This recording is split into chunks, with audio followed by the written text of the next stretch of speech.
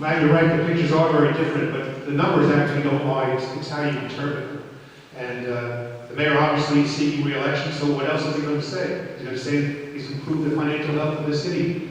If he's improved the financial health of the city by $53 million, as he said in his last mailing, I would vote for him.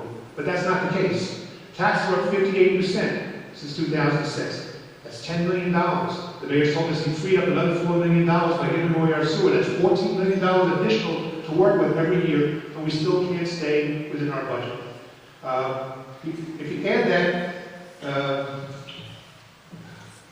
and this year alone, we're going to have a deficit, which means we're going to outspend our revenues. That would bring you to, that means we've outspent our revenues by $11.2 million since the mayor took office.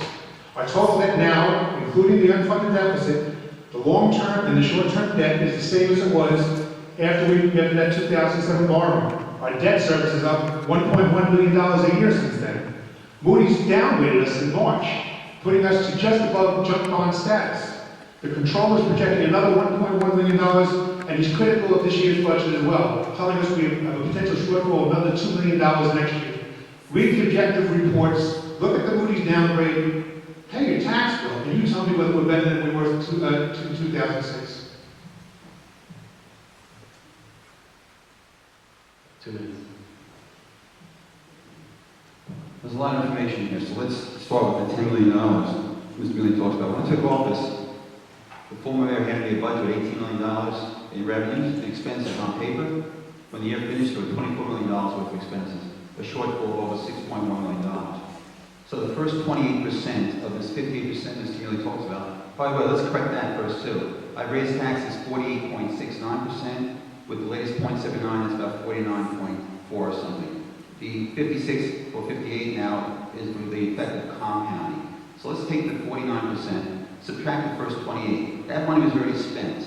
That money was spent in 2005 and 6. I had to bring the budget up, the revenue up to where the expenses had already grown. So I raised the taxes technically. He's making a true statement, but they weren't my taxes. They were services you received prior to my taking office that had to be brought up to snuff. So there's the first $6 million for catch-up. So now we're talking about 20% tax increase. And that 20%, we had to pay back the deficit financing of $12.8 million that we got in 2007 that the government gave us permission to get.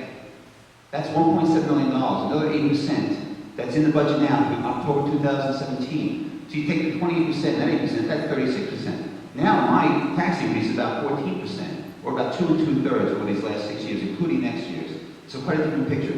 The $4 million he talks about, you take the first 6, which is somebody else's, the next 4, and out of the next 4, 1.7 is the deficit financing credit card payment. I raised operationally for the last 5 years $2.3 million, and next year another $2.5 million over 6 years. Okay, so it's a way you have, it's not just interpretation, these are factual things. Look at the controls office in audit in 2006. The city was spending 27% more money than it had in its budget. It was taken from next year and bringing it to this year. I raised taxes 27.71 the first year. I think the control was off by 0.71. The bond rating. Moody's raised our bond rating 2 steps, 9 months before they dropped us 2 steps. So it makes it look, and it takes advantage of the fact we went down. But they brought us up first in a 9-month period with no justification for either move. Because Moody's is adjusting to the marketplace just like everyone else. The day before the housing crash in 2008, they gave the mortgage industry its top rating. The next day, the whole thing fell out. The house of cards fell. It's more of an art than science. Well, that's what I'm talking about when it comes to creative accounting. You take the 2006 tax levy, that's the amount raised by taxes, and you compare it to the amount that's going to be raised in 2012. There's no 2 ways of looking at it. It's 58% higher. Moody's is an objective agency. They're like a credit agency that gauges how creditworthy you are. They dropped our rating in March of 2010, just a little bit more than 6 months ago. Now, I don't know how the mayor could deny that or say that's not on his watch. And he's been in office for 6 years. He's seeking his 4th term. It's about time that he stopped blaming the people who he succeeded and the people that he sought to run with. I get 30 seconds.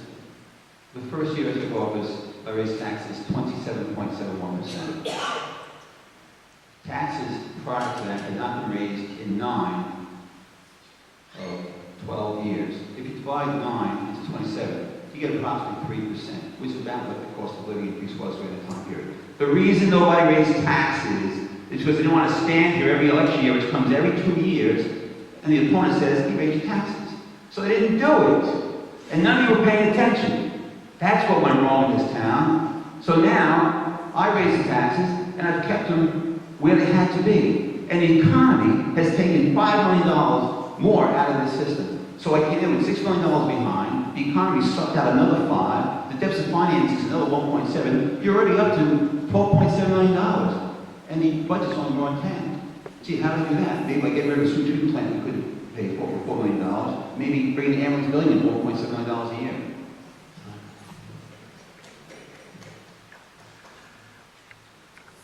You want another report? Move on about I guess it's not a little time for that. Now, I really think that I say what I need to say on the issue of finances. It's relatively clear to me